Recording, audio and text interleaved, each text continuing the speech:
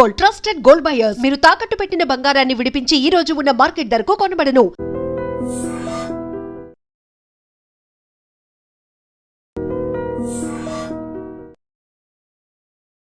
Hi hello నమస్తే, welcome back to our channel. నేను మీ Vaishu. Acceptance అంటే చాలామందికి ఏముంది ఓకే అనేయడమే కదా అనుకుంటారు. కానీ ఆ ఓకే అనడం ఎంతమందికి వచ్చు? మనది తప్పు అంటే ఒప్పుకోవడం ఎంతమందికి వచ్చు? వాళ్ళు నన్ను ఎలా చూసినా పర్లేదు, నేను నాలాగా ఉంటాను అని అనుకోవడం ఎంతమందికి వచ్చు? ఏం జరిగినా ఏదైనా సరే నేను ముందుకు వెళ్తూ ఉంటాను అని యాక్సెప్ట్ చేయడం ఎంతమందికి వచ్చు? ఈ విషయం గురించి మాట్లాడడానికి ఈరోజు నాతో పాటు డాక్టర్ హరీష్ తెన్నేటి గారు ఉన్నారు. సార్తో మాట్లాడదాం. హలో సార్, నమస్తే. నమస్తే. ఎలా ఉన్నారు? All good. How are you? చాలా బాగున్నాను. సో చెప్పండి. వాళ్ళు ఏదైనా అనుకొని, అసలు నన్ను వరస్ట్లో ఈ దేశంలో ఉండే తీవ్రవాదుల్లో నేను దాన్ని అనుకొని పర్లేదు, నాకు నేను ముందుకెళ్తుంటాను అని అనుకోవడం, యాక్సెప్ట్ చేయడం జనాలకి చాలా తక్కువ వచ్చు. వాళ్ళ దగ్గర నేను మంచిదాన్ని అని అనిపించుకోవడం నాకు ప్రయారిటీ. సో దానికోసం వాళ్ళకి నచ్చినట్టు నేను మారిపోతూ ఉంటాను అనే వాళ్ళని చాలామందిని చూస్తుంటాం. ఏదైతే అది అయింది అని యాక్సెప్ట్ చేయడం ఎందుకు రాదు జనాలకి? బేసిక్గా మనకెందుకు రాదు? అట్లీస్ట్ నాకు. చాలా చాలా పాయింట్స్ ఉన్నాయి ఇందులో. ఓకే, మళ్ళీ we will rewind it. Okay, first అంతకంటే ముందుకు వెళ్ళి అసలు నేను ఎవరిని యాక్సెప్ట్ చేయడానికి అనే దానికి రావాలి. Super point. అసలు ఇక్కడ కన్క్లూజన్ వచ్చేసింది, అయిపోయింది. అసలు నేను ఎవరిని యాక్సెప్ట్ చేయడానికి, వాడు ఏదైనా అనుకుంటే నేను యాక్సెప్ట్ చేస్తున్నాను, నువ్వు చేసిన తప్పుని నేను యాక్సెప్ట్ చేస్తున్నానని యాక్సెప్ట్ చేస్తున్నాం అనేసరికి నేనేదో చాలా గొప్ప పొజిషన్లో ఉన్నాను, నేను యాక్సెప్ట్ చేస్తున్నాను, సిచ్యువేషన్ని ఎలా ఉంటే అలా యాక్సెప్ట్ చేయండి అనేసరికి మనం ఏదో చాలా గొప్పగా నువ్వు ఏమన్నా అనుకో, నేను మంచివాడిని, నాకు తెలుసు అనేటట్టుగా యాక్సెప్ట్ చేయడం అనేది చాలా టెక్నికల్లీ చాలా చాలా చోట్ల మన ఈగోని చూపిస్తుంది. ఓకే, అది నేర్పిస్తారు చాలామందికి, accept the situation how it is అని. నేనంట, who are you to accept? How can you even decide నీ సిచ్యువేషన్ ఎలా ఉండబోతోంది అని నీ ప్రపంచంలో తెలీదు. నిజంగా చెప్తున్నాను. ఒక అతనికి చాలా మంచిగా చదువుకుంటాడు, యాక్సిడెంట్ అయింది. యాక్సిడెంట్ అయ్యాక ఒక లెగ్ మొత్తం తీయాల్సి వచ్చింది అండ్ సమ్ ప్లాస్టిక్ లెగ్ అయింది. ఎవరో వచ్చి ఇలాగ యాక్సెప్ట్ ఇట్, నీకు కాలు ఉంది కదా అని యాక్సెప్ట్ చేయి, పర్లేదు అన్నట్టుగా ఏదో సమ్ ఇలాంటిదే మోటివేషనల్ స్పీకర్స్ ఏదో చెప్తుంటాం, నిజంగా కూడా. సో అలా వచ్చాక ఓకే నేను యాక్సెప్ట్ చేశాను అన్న అది నిజంగా లోపల పెయిన్ కదా. నేను ఐఎమ్ యాక్సెప్టింగ్ దట్ ఇలా ఉన్నా కూడా నాకు ఓకే అనేటట్టుగా ఒక లోపల నుంచి ఒక స్మాల్ ఈగో మాట్లాడుతూ ఉంటుంది. దట్ నాకు ఎంత అన్యాయం జరిగినా కూడా నేను తట్టుకుని నిలబడ్డాను, చూసావా. ఆ సీన్ని మనం తయారు చేయలే, అది పోవడాన్ని మనం తయారు చేయలే, దానికి ఒక ఆర్టిఫిషియల్ లెగ్ రావడాన్ని మనం తయారు చేయలే. ఈ సిచ్యువేషన్స్ని యాక్సెప్ట్ చెయ్యాలి చెయ్యొద్దు కాదు, జస్ట్ అబ్జర్వ్ చేయాలి, జస్ట్ బీ ప్రజెంట్ దేర్. అప్పుడు నీ ఏ సిచ్యువేషన్ నిన్ను బాధ పెట్టదు, బాధ పెట్టిన దాన్ని నువ్వు యాక్సెప్ట్ చేయాల్సిన అవసరం రాదు.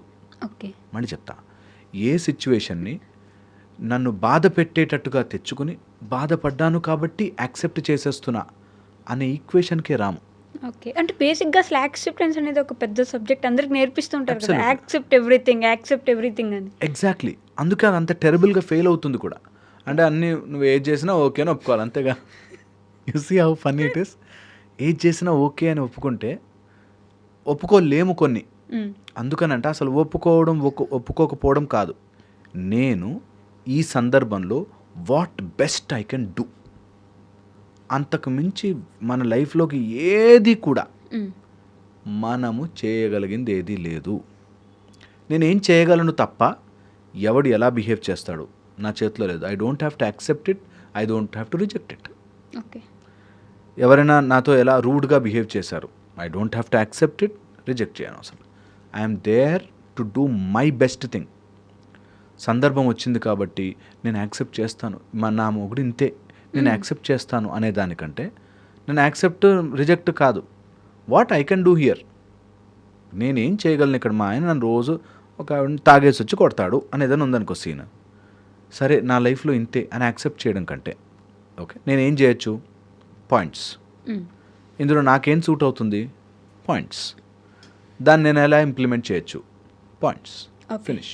అంటే ఇట్లా డైలాగ్ కూడా చెప్తారు కదా, మీ టైం వచ్చింది, మీరు కొట్టారు, మేము యాక్సెప్ట్ చేసాం, మా టైం వస్తుంది, మేము తిరిగి కొడతాం, అప్పుడు యాక్సెప్ట్ చేయడానికి రెడీగా ఉండండి. సో అది ఎక్కడ యాక్సెప్ట్ అయింది, అదంతా రివెంజ్ అయింది. ఛాలెంజ్ అయింది ఓకే. కదా. యాక్సెప్టెన్స్ ఇస్ కంప్లీట్గా లోపల నుంచి నేను ఒప్పుకున్నాను అని చెప్తున్నానని లోపల ఎక్కడో ఇగో నువ్వు చేయలేదు కానీ సర్లే వాళ్ళ కోసం ఒప్పుకుందాం అనేటట్టుగా ఆపుతుంది. ఓకే. నేను చెప్పేది నిజంగా ప్రొఫౌండ్, దట్ చాలా మందికి ఎక్కదు. ego acceptance game. చేయకపోతే ఈగో గేమ్. యాక్సెప్ట్ చేయట్లే అనేది ఆర్ యాక్సెప్టెన్స్ అనేది చాలా గొప్పది అని చాలామంది నాతో నా కొలీగ్స్ నాతో ఎవరైతే మోటివేషనల్స్ ఆర్ సైకాలజిస్టులు వీళ్ళే డిఫెండ్ చేస్తారు. దట్ యాక్సెప్టెన్స్ చేయకపోతే ఎలా ఉన్న సిచ్యువేషన్ని ఒప్పుకున్నాం అనగానే నేనేదో ఆ సిచ్యువేషన్కి చాలా అబౌవ్ నేను ఒప్పుకుని వదిలేశాను. కాదు కాదు కాదు కాదు కాదు ఒక కుక్క నన్ను కరిచింది అనుకుంటే ఫర్ ఎగ్జాంపుల్, ఆ కుక్క కరిస్తే నేను ఆ కుక్కను యాక్సెప్ట్ చేశాను, ఫర్గివ్ చేశాను కాదు, నేను ఆ కుక్క కరిచిన దానికి ఏం చేసుకోగలను, నెక్స్ట్ టైం కరవకుండా ఏం చేయగలను, దట్స్ ఇట్. దానిలో బాధ ఫ్యాక్టర్ పెట్టి కొన్ని రోజులు బాధపడ్డాక సర్లే ఐఎమ్ యాక్సెప్టింగ్ ఇట్ హ్యాపెండ్ అనే దాంట్లోకి వెళ్ళకండి. Is a very strong thing. ఇది ఎక్కించుకున్నవాడు ట్రాన్స్ఫర్మేషన్. నేను మళ్ళీ చెప్తున్నా, ఇది ఎక్కించుకున్నవాడు. దట్ ఏ సిచ్యువేషన్ చాలామంది అడ్జస్ట్ అవ్వండి అంటారు. నేను ఎంత అడ్జస్ట్ అయ్యానో తెలుసా సార్ అని మాట్లాడతాను.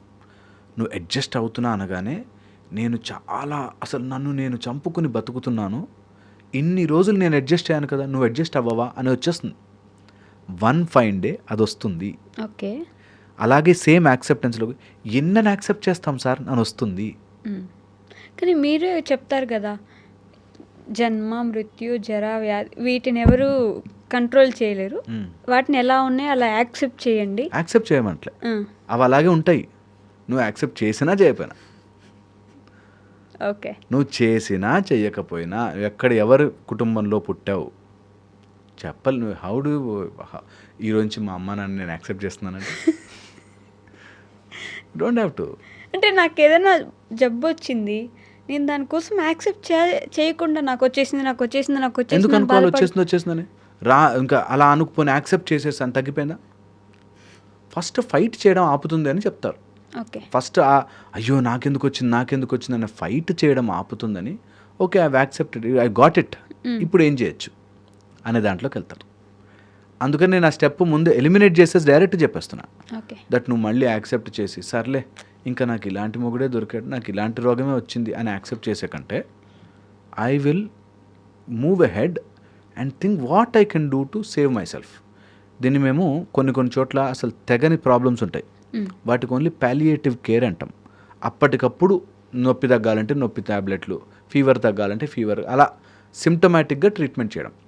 అలాగే రియల్ లైఫ్లో కూడా కొన్ని ప్రాబ్లమ్స్ మన లైఫ్లోకి వచ్చేస్తాయి, వాటికి ఆ సిమ్టమ్స్ వచ్చిన రోజున ట్రీట్మెంట్ చేసుకుని ముందుకెళ్ళిపోవాలి. You are not accepting it, you are not rejecting it, you are above that stage. Okay. Where లైఫ్లో వస్తూనే ఉంటాయి మనం యాక్సెప్ట్ చేసుకుంటూ వాటన్నిటిని ఫర్గివ్ చేసుకుంటూ టైం లేదు అన్నది చాలా అబౌవ్ అండ్ ప్రొఫౌండ్ మనకి నేర్పించిన విద్యలు అవి. ఇప్పుడు ఆ వెస్ట్ నుంచి హాఫ్ నాలెడ్జ్తో ఎత్తుకొచ్చినవంతా ఈ యాక్సెప్టెన్సెస్, సెల్ఫ్ లవ్, ఇవన్నీ అక్కడ హాఫ్ నాలెడ్జ్తో వెస్ట్ నుంచి ఎత్తుకొచ్చింది. హాఫ్ నాలెడ్జ్ అంటున్నా, మళ్ళీ అందులో చాలా గొప్పవాళ్ళు చెప్పేవాళ్ళు, ప్రాపర్గా చెప్పేవాళ్ళు ఉన్నారు. ఓకే. హాఫ్తో ఎత్తుకొచ్చుకుని ఇక్కడ ఇవన్నీ యాక్సెప్ట్ చేయాలి, సెల్ఫ్ లవ్ చేసుకోవాలి, ఈ టైప్లో హాఫ్. నేనంటాను నువ్వు you don't have to love yourself, hate yourself. అలాగే you don't have to accept anything or reject anything. Okay. నీ లైఫ్లోకి ఏది వచ్చినా అద్భుతమైన విషయాలు నీ లైఫ్లోకి జరుగుతున్నాయి అనుకో, ఐఎమ్ యాక్సెప్టింగ్ దిస్ అద్భుతమైన విషయం అనుకో. బాధపడ్డప్పుడే మనం యాక్సెప్ట్ చేస్తుంటాం. See the difference there. Yeah. అందుకని don't try to accept something so that you feel ఈగోయిస్టిక్గా నేను దాన్ని ఒప్పుకున్నాను, నా లైఫ్లోకి వచ్చిందా, నా అవసరం లేదు. ఓకే. ఇది ట్రూ టు ద కోర్. నాకు ఈ మాట అయితే అందరికి మైండ్లోకి ఎక్కిచ్చేసేయాలి ఉంది. బట్ అందరూ దాన్ని చాలా గొప్పగా తీసుకుంటారు, నేను యాక్సెప్ట్ చేశాను ఆ అయ్యో సిచ్యువేషన్. నాది చాలా మంది చెప్తారు అలా. నేను చెప్తున్నా కదా, నాతో కౌన్సిలర్స్ వీళ్ళు ఫైట్ చేస్తారు నాతో, నువ్వు అలా చెప్పక, అసలు అది రాంగ్, మీకు తెలియదు నీకు. నేను చాలా మందిని చూసాను రిజెక్ట్ చేస్తారు, నా ఐడియాని రిజెక్ట్ చేస్తారు. నేనంటే ఎనీథింగ్ ఈజ్ ఐడియా, మీది యాక్సెప్టెన్స్ ఇస్ అన్ ఐడియా అన్నప్పుడు నాది కూడా ఐడియా కదా. సో నా ఐడియా ఒకసారి ట్రై చేసి చూడండి.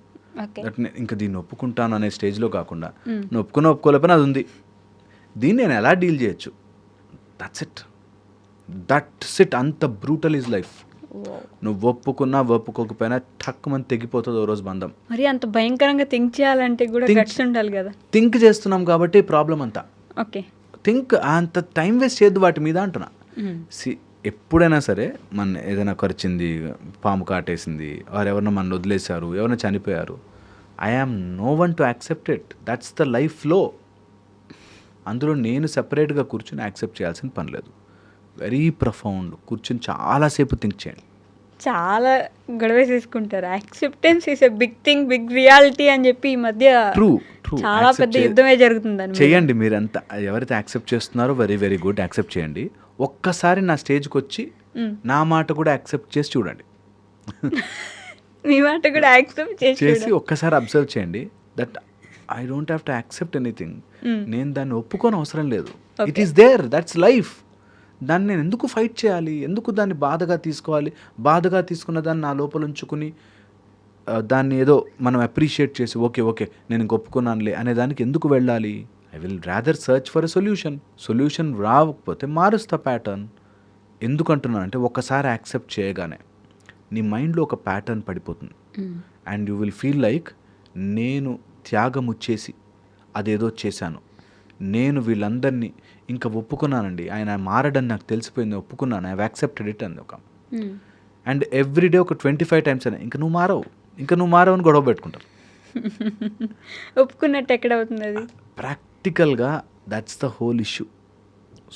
సో ఎవరైనా ఇది ఫాలో అవుతున్న వాళ్ళు, చూస్తున్న వాళ్ళు, అట్లీస్ట్ వీడు చెప్పిన దాంట్లో ఏమన్నా పాయింట్ తగులుతుంది అనిపిస్తే ట్రై చేయాలి. ఓకే, ఒక్కసారి ట్రై చేసిన వాడు టచ్ బూమ్ ప్రొఫలాక్టిక్గా భలే పనిచేస్తుంది. దట్ నేను ఈరోజు నుంచి లైఫ్ని యాజ్ ఇట్ ఈస్ చూస్తా. నేను ఒప్పుకోను, రిజెక్ట్ చేయను, యాజ్ ఇట్ ఈస్. ఎవరైనా నన్ను పొగిడినా కూడా ఐ విల్ సీ, ఎవరైనా తిట్టినా కూడా ఐ విల్ సీ. నేను I'm not accepting, I'm not rejecting. వాడేవాడు నన్ను తిట్టడానికి అని రిజెక్ట్ చేయట్లేదు, ఐఎమ్ సీయింగ్ ఇట్. అవునా, తిట్టిన దాంట్లో ఏమైనా ఉందా నాకు యూజ్ అయ్యేది? పొగిడాడు అయినా కూడా పొగిడిన దాంట్లో వాడికి ఏమైనా యూజ్ ఉందా, నాకేమైనా యూజ్ ఉందా చెక్ చేసుకోవాలి.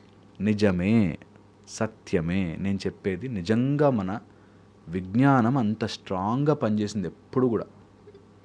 So better don't get in to that acceptance, rejection అనే దాంట్లోకి వెళ్ళొద్దు. ఆల్వేస్ సెల్ఫ్ ఎఫిషియన్సీ ఇంప్రూవ్ చేసుకోవాలి. ఉన్న సిచ్యువేషన్ని యాజ్ ఇట్ ఈస్ చూడడం రావాలి. చూసిన రోజున మనకి లైఫ్ ఆప్షన్స్ ఈజీ అయిపోతాయి. దీన్ని ఏం చేయొచ్చు? నేను మా అత్త నాతో బ్యాడ్గా డీల్ చేస్తుంది, లేకపోతే నా కోడలు ఇట్లా చేసింది, లేకపోతే నా కొడుకు ఇట్లా చేశాడు, girlfriend, boyfriend, family, డబ్బులు, ఏదైనా సరే నేనేం చేయొచ్చు? ఓకే, ఏం చెయ్యొచ్చు? I'm not accepting, I'm not rejecting. What I can do this moment నా బెస్ట్ నాలెడ్జ్లో. Okay, that's profound. నేను చెప్పేది బ్యూటిఫుల్. Please use it. ఎవరైనా సరే సిచ్యువేషన్తో కూర్చోండి, దాంతో కళ్ళలో కళ్ళు పెట్టి మాట్లాడండి. ఎనీ ప్రాబ్లం చెప్తున్నా, కరుడు గట్టిన నార్సిస్టిక్ని డీల్ చేస్తున్నా సరే, you deal with any kind of people. ఫస్ట్లో అన్నట్టు నన్ను టెర్రరిస్ట్ అనుకున్నా సరే, నేను నాలాగా నేను ఉంటాను. నో, అవన్నీ ర్యాండమ్. అది నేను అంటున్నా, ఇప్పుడు ఈ సందర్భంలో నేను ఏం చెయ్యగలను. ఓకే, చాలామంది ఇది కూడా మనం ఒక టాపిక్ చేద్దాం. దట్ నీలాగా నువ్వు ఉండు, నీలాగా నువ్వు అంటారు. అది డెఫినెట్లీ మాట్లాడుకోవాలి. అసలు ఎవరికి నాలాగా నేను ఉండాలి అంటే నాలాగా అంటే ఏంటో తెలియాలి. ఓకే, సో అది ప్రొఫౌండ్గా మనం దాని గురించి చాలా డీటెయిల్డ్గా I want this to go in to people so that ఎవరైనా థెరపీలాగా కూర్చుని ఏంటి అని నన్ను నేను కరెక్ట్ చేసుకోవాలి, లోపల ఆ ఈగోకి పట్టిన మట్టంతా దులుపుకోవాలంటే they should sit with these thoughts. Okay, I'm just నేను ఒక పెద్ద సముద్రంలో కొట్టుకుపోతున్న ఒక ఆకు లాంటి వాడిని, అలల్లో కొట్టుకుపోతుంది. నేను దాన్ని ఆపాలని ట్రై చేయట్లేదు, దానిలో మునిగిపోవాలని వెళ్ళట్లేదు, అలా తేలుకుంటూ వెళ్ళాలి life. It will be difficult, but please చేయండి. మీరు అడ్జస్ట్ అవుతున్నా అని ఫీలింగ్లోను, యాక్సెప్ట్ చేస్తున్నా అని ఫీలింగ్లోను, ఫర్గివ్ చేసేస్తున్నా అని ఫీలింగ్లోను ఎక్కువ రోజులు బ్రతకలేరు. ఓకే, ఇది నిజం. నేను మాట్లాడేది సత్యం. ప్లీజ్ ఓపెన్ మైండ్తో వింటే తెలుస్తుంది. సో జీవితం మీద విరక్తి రావడం అంటే, ఒక రీసెంట్గా 2 days నుంచి పెంగ్విన్ స్టోరీ ఒకటి చూస్తున్నాము. అది ఎప్పుడో 2007లో వచ్చింది, ఇప్పుడు వైరల్ అవుతుంది. దానికి ఏమైందంటే సగం మంది బ్రేకప్ అయిందని కొంచెం ఫన్నీగా స్టోరీస్ వస్తూ ఉన్నాయి.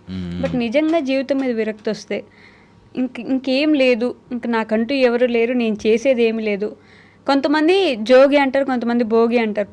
పూర్తిగా కావాలని వదిలేసుకోపోయే వాళ్ళు ఏంటి, అందరూ వదిలేసిన వాళ్ళు ఏంటి అనే డౌట్ ఒకటి. మనకి ఇన్ని రకాల సాంసారిక బంధాలు పెట్టిందే అలాంటి ఆలోచన రాకూడదని. నిజంగా ఆలోచించుడు, వన్ ఫైన్ డే అందరు వెళ్ళిపోవాలి. ఎంత సంపాదించుకుని నువ్వు ఎంత ఎఫ్డీలు ఎన్ని దాచిపెట్టుకున్న డబ్బులు గోల్డ్ బంగారం ఓ రోజు వెళ్ళిపోవాలి, టక్కమని తెగిపోతుంది. ఓకే, ఎందుకు పరిగెడుతున్నాము అనే దాంట్లో వచ్చినప్పుడు దెర్ ఆర్ 3 మేజర్ ఇమేజెస్ మనము అడ్డు పెట్టుకుంటాం. మళ్ళీ చెప్తా, 3 మేజర్ ఇమేజెస్ మనం అడ్డు పెట్టుకుని దాని నుంచి బ్రతుకుని లివ్ చేస్తుంటాం. ఫస్ట్ మన ఫిజికల్ రిలేషన్షిప్స్, బాండ్స్, ఇవి mental image and spiritual image. ఈ మూడిటి ద్వారానే మనం బ్రతుకుతాం. ఫర్ ఎగ్జాంపుల్ ఫిజికల్ ఇమేజ్ అంటే నాకు నా పిల్లల కోసం బతుకుతాను, లైఫ్లో నేను డబ్బులు సంపాదించడానికి బతుకుతాను, ఆర్ నేను ఇది సాధించడానికి, జాబ్ తెచ్చుకోవడానికి, డిగ్రీ తెచ్చుకోవడానికి అని ఫిజికల్గా. వేరే ఆ పేపర్ కావాలి, ఆస్తి కావాలి, ల్యాండ్ కావాలి, ఇల్లు కావాలి, ఉంటున్న పేరు, పలుకుబడి, పరపతి అని ఫిజికల్. ఇది సాధించడానికి కొన్ని గెలుపులు, కొన్ని ఓటములు, పంతము అలా తీసుకున్న వాడికి ఒక లైఫ్కి ఒక మీనింగ్ ఉన్నట్టు, అదే నా జీవితం అన్నట్టుగా వెళ్ళిపోతాం. నిజంగా కూడా ఆ పేపర్, డిగ్రీ కాగితం వచ్చినా రాకపోయినా, డబ్బులు వచ్చినా వెళ్ళాల్సిందే. ఓకే, సెకండ్ ఆస్పెక్ట్ వచ్చేసి మన మెంటల్ ఇమేజ్. మన మైండ్లో మనని ఒకళ్ళు ప్రేమిస్తున్నారని, మనని ఒకళ్ళు ఇష్టపడుతున్నారని, మనకేదో మన గురించి ఒక అవగాహన ఉండి ఆ ఇమేజ్ ద్వారా ఆపరేట్ చేస్తుంటాం. Very profound subject. సో స్లోగా ఎక్కించుకుంటే చాలా బాగుంటుంది. ఓకే, సో మెంటల్గా మనం ఒక ఇమేజ్, మనమంటూ మనకు ఒక క్యారెక్టర్ తయారు చేసుకుని ఆ క్యారెక్టర్ సర్వైవల్ కోసం బ్రతుకుతూ ఉంటాం. ఒకవేళ నేను పిరికిగా ఆత్మహత్య చేసుకుంటే నలుగురు ఏమనుకుంటారు, నేను పిరికోండి అనుకుంటారా అనే ఇమేజ్ని కాపాడుకోవడానికైనా పనిచేస్తారు చాలామంది. లైక్ నా పరువు పోతుంది, ఆ పని చేస్తే నేను ఏమైపోతాను అని మనమే ఒక ఇమేజ్ పెట్టుకుని మన కోసం మనం మెంటల్లీ ఒక పిక్చర్ తయారు చేసుకుని ఆ పిక్చర్ని అందరి మైండ్లో నాటడం పనిలో ఉంటారు. లైక్ నన్ను ఆ రోజు వాడు ఇలా చూశాడండి, నాకు ఎంత చీప్గా చూస్తున్నారో మా వాళ్ళు అని. వాడి చూపులో నువ్వు చీప్ అయిపోతావేమో అని ఆలోచిస్తూ నీ మైండ్లో ఆ ఇమేజ్ని ఆలోచిస్తున్నావు. ఓకే, అదే ఒక మెంటల్ ఇమేజ్ నువ్వు క్రియేట్ చేసుకుంటాం. అలా దాన్ని ఫైట్లో ఉన్నవాడు కూడా బ్రతుకు మీద ఆశ ఉంటుంది, బ్రతుకుతాడు. Okay, third the spiritual image, where ఎక్కడో తెలుసు దట్ ఏదో దేవుడు చూస్తాడు, దేవుడు మనకి కనికరిస్తాడు, లేకపోతే ఏదో జన్మలో కర్మ చేశాం కాబట్టి, లేదా నాకు ఏదో పాపమో పుణ్యమో ఏదో జరుగుతోంది. ఈ టైప్లో భగవంతుడు అనే ఒక సృష్టి వేరుంది, ఒక పవర్ వేరుంది, ఈ సృష్టి వేరుంది అని తెలుసుకుని at a broad ground level బ్రతికిన రోజులు మంచిగా బ్రతకాలి, లేకపోతే దాన్ని దాటి ఇంకోలాగా ఏదైనా బ్రతకాలి అనేటట్టు ఈ ఇమేజెస్లో బ్రతుకుతారు. ఎవరికైతే ఈ ఇమేజెస్లో ఇంకా మీనింగ్ కనిపించదో వాడు విరక్తి చెందుతాడు. కానీ స్పిరిచువల్ అయినా ఆగిపోతారు అంటుంటారు కదా, అదే లాస్ట్ ఏమో అంటారు కదా. కాదు, అది నిజంగా విముక్తి కోసం వెళ్ళడం వేరు. విరక్తితో ఏంటి లైఫ్, ఏంటిలా అయిపోయింది అనేది రాకుండా చూసుకోవాలి. స్పిరిచువల్ అన్నారు కాబట్టి చెప్తున్నా, ఏదో దేవుడు నాకేదో కనికరిస్తాడు అనుకుని గుడి మెట్లు ఎక్కాడు, లేకపోతే మోకాళ్ళ మీద నడిచారు, ఇలా ఏవో మొక్కులు పెట్టుకుని చేస్తారు.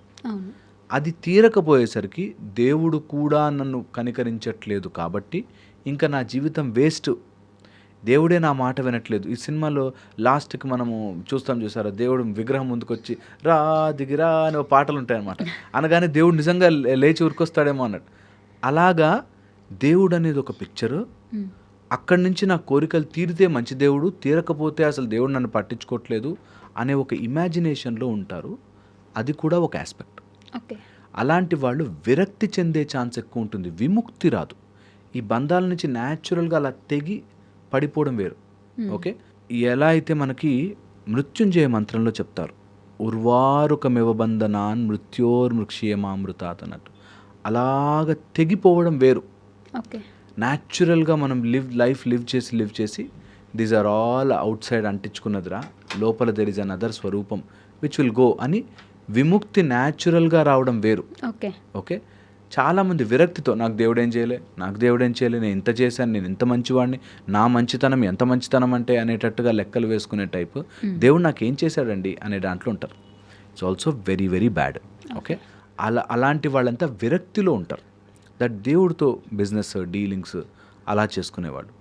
ది అదర్ ఆస్పెక్ట్, మనం ఏదైతే మెంటల్ ఇమేజ్ అంటున్నామో, నన్ను ఎవరో గాయపరిచారు, ఆ నొప్పి ఇంకా మానదు, ఇది ద మేజర్ ఆస్పెక్ట్ మనం ఇప్పుడు మాట్లాడుకోవాల్సింది. దట్ ఏదో పెంగ్విన్ ప్రేమలో విఫలమైపోయి వెళ్ళిపోయిందని. అలా చాలామంది ఉన్నారు. నాకు ఎవరో అమ్మాయి నన్ను మోసం చేసింది అని డల్గా కూర్చున్నవాడు, ఒక అబ్బాయి నన్ను ఏదో చీట్ చేశాడని చెప్పి డల్గా, వీళ్ళంతా కూడా ఏదో బిజినెస్లో మోసపోయామని కూర్చున్నవాడు. వీళ్ళంతా వాళ్ళ మైండ్లో ఒక ఇమేజ్ తయారు చేసుకుని, ఆ ఇమేజ్లో నేను మోసపోయాను అనుకుని, ఆ ఇమేజ్ లేదు, ఆ లేని దానికి దెబ్బ తగిలిందనుకుని, ఆ దెబ్బ తగిలిన ఇమేజ్ వల్ల అందరూ నన్ను ఏమనుకుంటున్నారు అనుకుని దాంట్లోంచి ఆపరేట్ చేస్తారు. వీళ్ళని ఎంత కష్టం బయటికి లాగడం తెలుసా, ఎంత హ్యూజ్ కష్టం తెలుసా. లేదురా అట్లాంటిది ఏది అని చెప్పినా నమ్మరు. నీకేం తెలుసు, పరువు తెలిస్తే తెలుస్తుంది అంట. ఐ నో పరువు పోయినప్పుడు బాధ వేస్తుంది, బట్ అది చచ్చిపోయేంత బాధ కాదు. దెబ్బ అనిపిస్తుంది, అరే ఎవరైనా చీట్ చేస్తే ఎందుకు ఇట్లా చేశారు అని అనిపిస్తుంది, but quickly recover, come out of it as much as possible. లేకపోతే విరక్తిలోకి వెళతారు. నిజంగా కూడా మన మెంటల్ ఇమేజ్కి అంత సీన్ ఇవ్వకూడదు. ఆ మెంటల్ ఇమేజ్ అనేది ఇగో ద్వారా చేస్తుంది.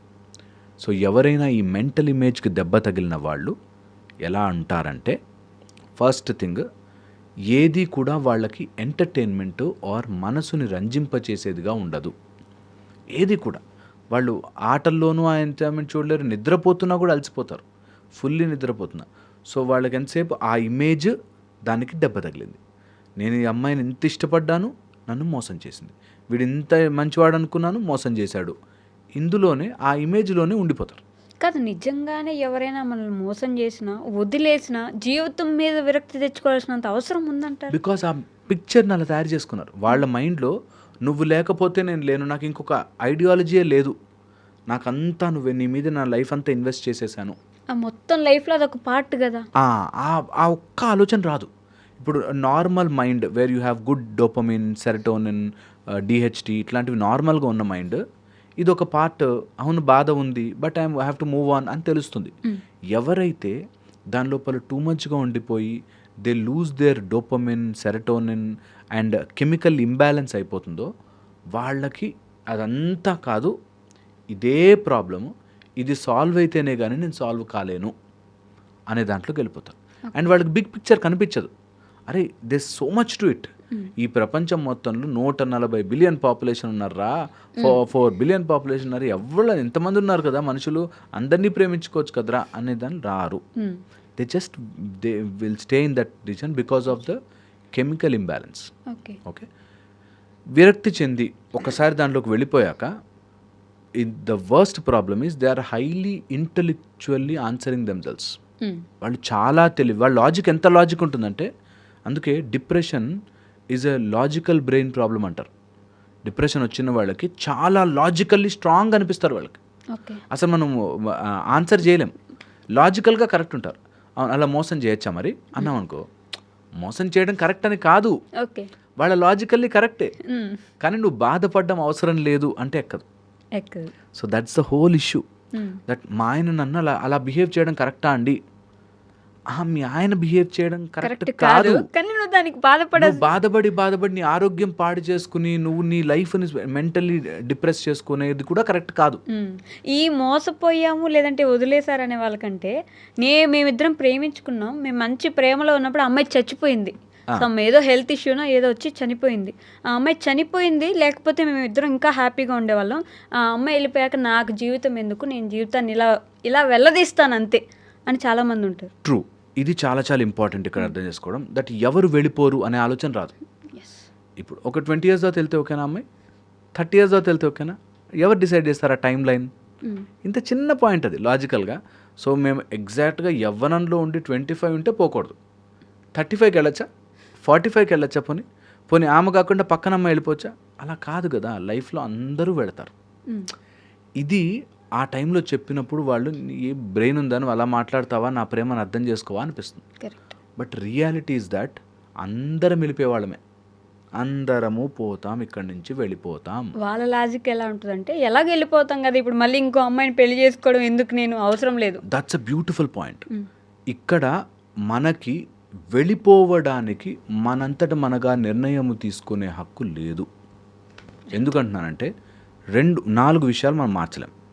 నేను ఎప్పుడు చెప్తుంటానమ్మా, జన్మ మృత్యు జరా వ్యాధి, వీటిని ఎవరైతే ఆలోచిస్తారో భగవంతుడు చెప్పిన మాట, ఇలాంటి విషయాల గురించి ఆలోచించిన వాడు మూర్ఖుడు. ఎందుకంటే అక్కడ సూసైడ్ చేసుకున్న దగ్గర వదిలేసుకున్న దగ్గర నుంచి మళ్ళీ జన్మెత్తి ఇవన్నీ అనుభవిస్తావు, అనవసరమైన చుట్టుకోవడం. సో ఎవరు ఎలా వెళ్ళాలంటే వెళ్ళిపోతారు, నువ్వు తెచ్చుకోలేదు, నువ్వు పంపించలేదు అన్నది పాయింట్. బాధ ఉంటుంది, ఐ అండర్స్టాండ్. ఈ బాధని ఒక ప్రాసెస్లో మెల్లిగా బయటికి తీసేస్తే you still have a new life. ఒక మనిషి వెళ్ళిపోయడము, లేకపోతే నేను ఒక వ్యక్తిని చూశాను, చాలా ఫేవరెట్ పెట్ని పెంచుకున్నాడు. అది సమ్ రోడ్ యాక్సిడెంట్లో చనిపోయింది. ఐ థింక్ నాకు ఆ పెట్ లేకపోతే నాకు లైఫ్ లేదు, నేను ఎందుకు బ్రతుకుండాలి అనే దాంట్లోకి వెళ్ళిపోయాడు. దూరంగా చూసిన వాళ్ళకి పెట్ గురించి ఏంట్రా అనిపిస్తుంది. సేమ్ థింగ్ ఒక గర్ల్ ఫ్రెండ్ గురించి ఏంట్రా, బాయ్ ఫ్రెండ్ గురించి ఏంట్రా, వైఫ్ హస్బెండ్ గురించి ఏంట్రా. But life is so unpredictable. అదే దాంట్లో ఉండే మజా. అక్కడి నుంచి you have to take a next turn in to your life. అక్కడి నుంచి నెక్స్ట్ పేజ్ తిప్పాలి. అంతేగాని డల్ అయిపోయా, డిప్రెస్ అయిపోయాను, నేను సూసైడల్ థాట్స్ వస్తాయి, విరక్తి చెందాను, ఈజ్ అ రాంగ్ మోడ్. ఇది కూడా నీ బ్రెయిన్ చేసే ఆట. ఎందుకు చేస్తుంది అంటే ఆ వ్యక్తి వల్ల చనిపోయింది కాబట్టి నేను ఇలా డల్గా లేకపోతే నా ప్రేమ నిజం కాదనుకుంటారేమో. ఒక అతనికి ఇలాగే చెప్పానమాట. ఒక 1 year అయిపోయింది, తను లవ్ చేసిన అమ్మాయి ప్రేమించింది, తర్వాత ఇది యాక్సిడెంట్ అయింది, వెళ్ళిపోయింది. నెక్స్ట్ ఏంటంటే నేను వేరే అమ్మాయిని చేసుకుంటే నేను ఈమెను మర్చిపోయినట్టు అయిపోతుంది కదా, నా ప్రేమ నిజము కాదు కదా అప్పుడు అనేది డౌట్. సో ద ఫాల్స్నెస్ ఆఫ్ నేను కరెక్ట్ అని చూపించుకోవడానికి ఈ ప్రపంచం కోసం నేను ఇలా డల్గా మెయింటైన్ చేయాలి. ఓకే, లేకపోతే అమ్మాయిని మర్చిపోయినట్టే, ఇన్ని రోజులు చట్టాపట్టాలు వేసుకుని తిరిగారు కదా అని అనుకుంటారని. సినిమాలో కూడా అలానే చూపిస్తారు కదా, అమ్మాయి చచ్చిపోతే ఆ అమ్మాయి కోసం ఒక చెట్టు, ఆ చెట్టు మీద అమ్మాయి పేరు రాసుకొని అలానే ఉండిపోవడం. సో వెరీ ఇంపార్టెంట్ ఏంటంటే ఇది ఎవడి కోసమో అయితే అస్సలే బ్రతకూడదు. అలా 2 పెయిన్ ఉంది, నిజం అది. Okay, that is true, accepted. At the same time నువ్వు లైఫ్లో మూవ్ ఆన్ అవుతూ ఉండాలి ఈజ్ ద పాయింట్. ఓకే, ఎప్పుడైతే నీ ఆర్టిఫిషియల్గా నువ్వు చూపించుకోవడానికి అలా యాక్ట్ చేస్తున్నావు, ఆర్ డైవర్ట్ దట్, ప్రేమనే పెళ్ళనే కాదు, you can divert that energy to something else. But life has to go on in an more exuberant, ఎంతూజియాస్టిక్గా, అరే ఇంత అన్ప్రెడిక్టబుల్ లైఫ్ రా, దీని గురించి నేను తెలుసుకోవాలి అనే దాంట్లోకి వెళ్ళాలి. ఓకే, అదే ఎప్పుడు కూడా మన జీవితాన్ని, జర్నీని ముందుకు తీసుకెళ్తుంది. లేకపోతే యూ విల్ గో ఇలా డల్ అయిపోయి ఎందులోనూ ఇంట్రెస్ట్ రాక బ్రెయిన్లో రాంగ్ కెమికల్స్ అన్ని ప్రొడ్యూస్ అయ్యి you will slowly go in to depression and death. Okay, ఇందాక నేను మాట్లాడుతూ ఒక పాయింట్ అడిగాను, అందరూ వదిలేసిన వాళ్ళు, అందరినీ వదిలించుకొని వెళ్ళిపోయిన వాళ్ళు, ఈ రెండింటికి తేడా ఏంటి? ఫస్ట్ అందరూ వదిలేసిన వాళ్ళు వీళ్ళని అసలు ఎందుకు పనికిరారనుకుంటారు, ఇది అదే, వాళ్ళు కూడా అదే ఇమేజ్ పెట్టుకుంటారు. దట్ నేను ఎవరికి యూజ్ అవ్వట్లేదు, నా వల్ల ఎవరికి ఉపయోగం రావట్లేదు, నేను అనుకున్నట్టుగా ఏం జరగట్లేదు. లైఫ్ అన్ప్రెడిక్టబిలిటీని వీళ్ళు ఎప్పుడైతే చేతిలోకి తీసుకోవాలనుకుంటారో అప్పుడే ఇవన్నీ విరక్తి ఇవంతా వచ్చేది. నాకు తగ్గట్టుగా లైఫ్ జరగాలి, నేను అనుకున్నట్టుగా లైఫ్ లేకపోతే నేను ఇంకెందుకు ఉండాలి ఇక్కడ అనేటట్టుగా మారుతారు.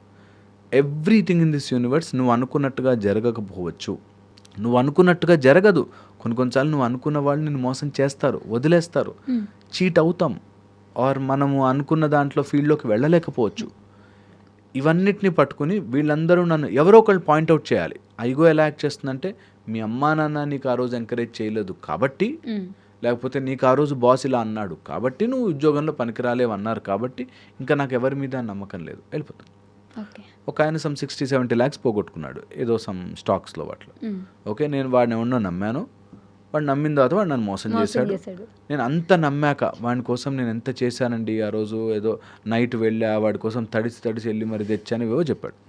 సో పాయింట్ ఈజ్ 60-70 లక్షలు పోయాయి. నేను అనుకున్నట్టుగా జరగకపోవచ్చు. ఒకడు కన్నింగ్ ఫెలో ఉంటాడు, ఒక అడవిలో ఒక నక్క ఉంటుంది, ఒక జింక ఉంటుంది, అందరూ ఉంటారు, నాకు ఎక్కువగా నక్కలు కనిపించాయేమో అని అర్థం చేసుకోకుండా ఇంకా నా లైఫ్కి మీనింగ్ లేదు, ఇంత నమ్మాక కూడా మోసం చేస్తే నేను ఎవరి కోసం బ్రతకాలి, ఈ టైప్లో.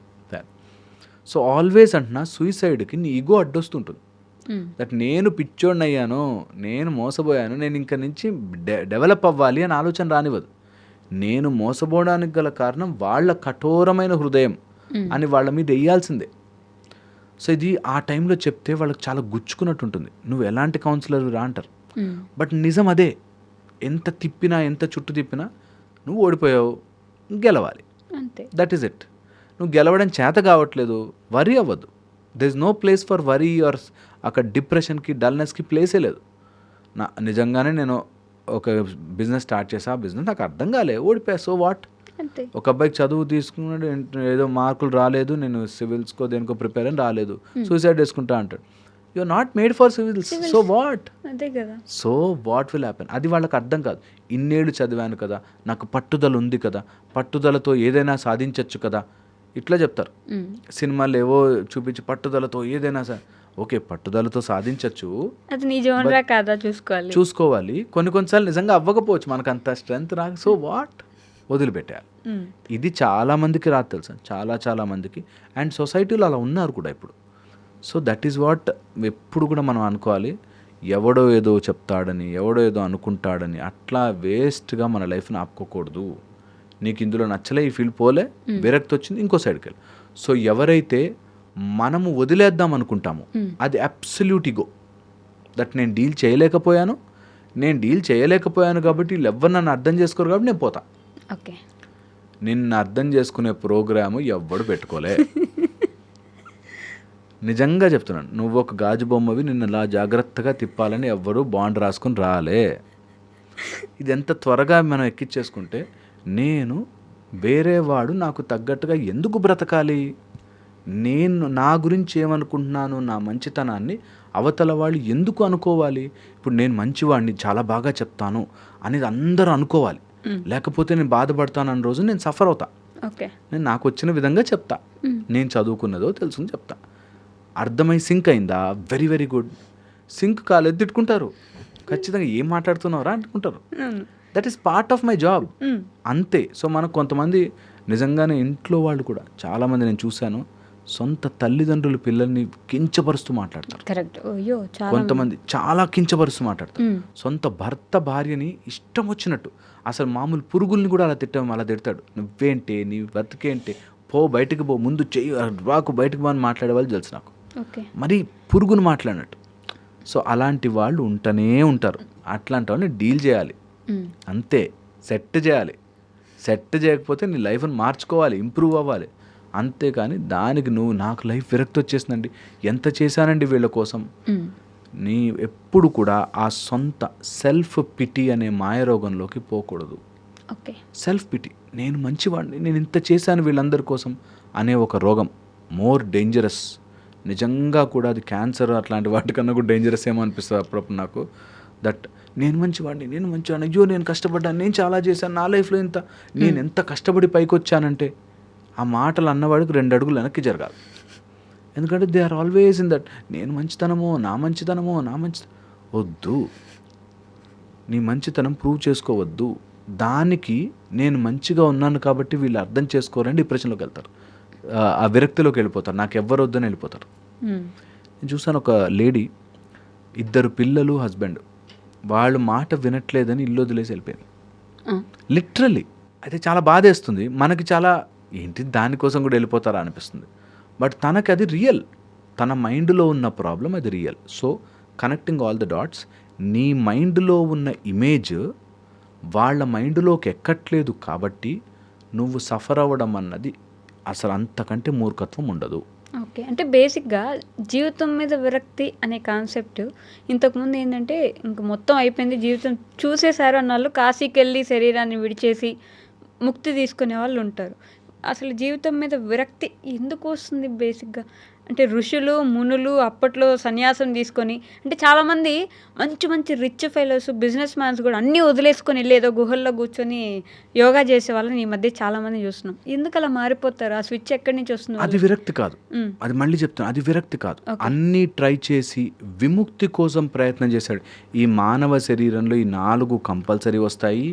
ఈ రోగిష్టి శరీరములతోనో లేకపోతే ఈ మళ్ళీ జన్మ అనే సైకిల్ నుంచి నేను విముక్తి పొందాలి, దాన్ని నేను సాధనాపూర్వకంగా తెలుసుకుని నేర్చుకోవాలి, ఇక్కడ సంపాదించాల్సినవి చేయాల్సినవి చేసేసాను, I want to move ahead. ఇది కంపల్సరీ మనకుంది.